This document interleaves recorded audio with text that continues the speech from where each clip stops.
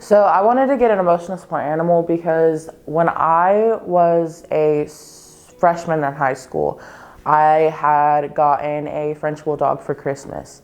And I've struggled with mental health since I was in middle school. And that same day I got my French Bulldog, I was having a really rough day. I was having very bad suicidal thoughts, and that French Bulldog, like when I got it, it kind of just like, it felt like a symbol for me to like, okay, like I have this dog now, like I need to stay alive, not just for myself, but for this dog. And so I had that dog up until February 2023. Someone stole my dog out of my backyard. And so it's definitely been a very difficult time.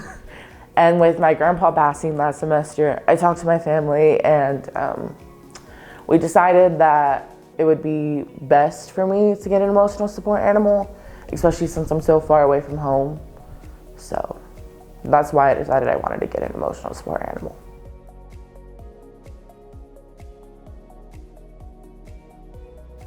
I think it's just the preface of like not being alone at night anymore. I feel like I become more like down on myself at night. And when I don't have someone there with me, it's definitely gonna be a struggle, especially like this upcoming semester in the house. I currently have a roommate, so I'm not always alone, but moving into a single room this upcoming year, I know I am gonna be alone. And it's gonna be more of a struggle to be able to like process my emotions. And I think having an emotional support animal would help me be able to process those emotions, and also just the comfort. I know like an emotional support animal is different for everyone, but me specifically, it would literally just be like the comfort of being able to just pet something and like just calm myself down, or even just, I guess it sounds weird, but like talk to the emotional support animal. So yeah. Research shows that people feel calmer when they're around animals.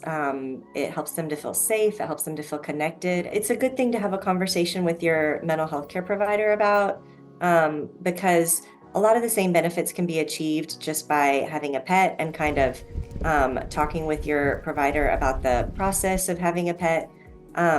When someone needs to register their pet as an emotional support animal, it may be because they have kind of ongoing needs throughout the day, might need help with emotional regulation kind of consistently throughout the day, or just need just a little more support than your average pet could provide, or at least need the ability to access their pet more regularly or have permission to bring them more places. And so, there's no one size fits all approach to that. I think it's best done in conversation with their mental health provider.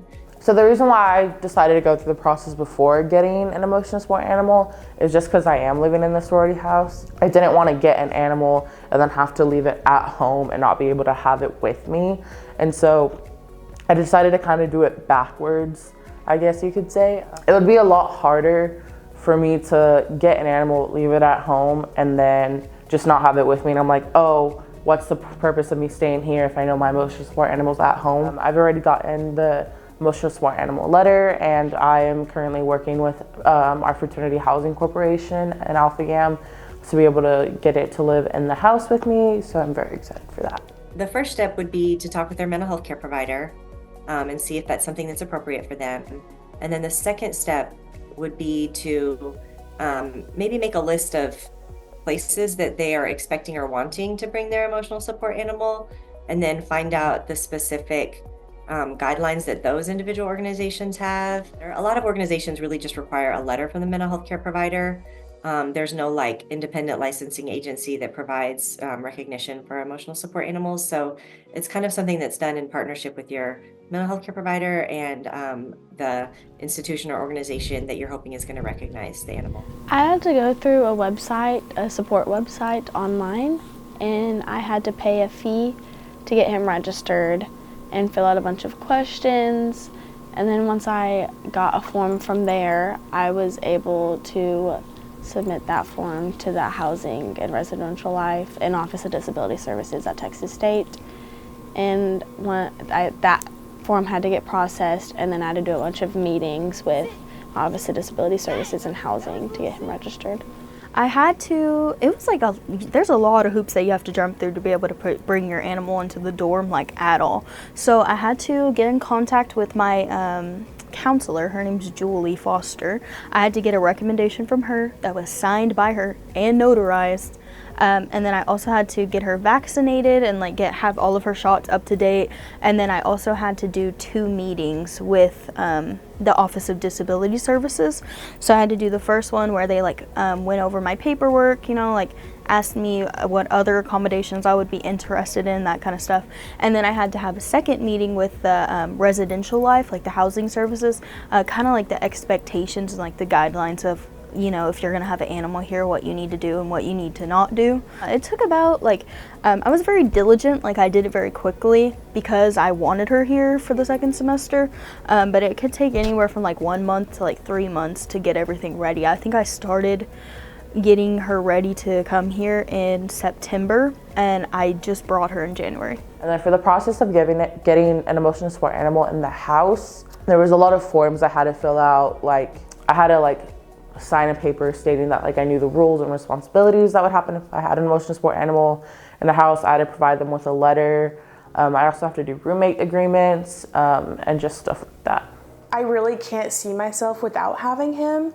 And I know like a lot of young people consider getting a dog, and I really, really encourage it to people who are ready for it, obviously. It's really just such a blessing, and even though he is crazy and he is a little wild sometimes, like I really don't know like how I would keep it together without him.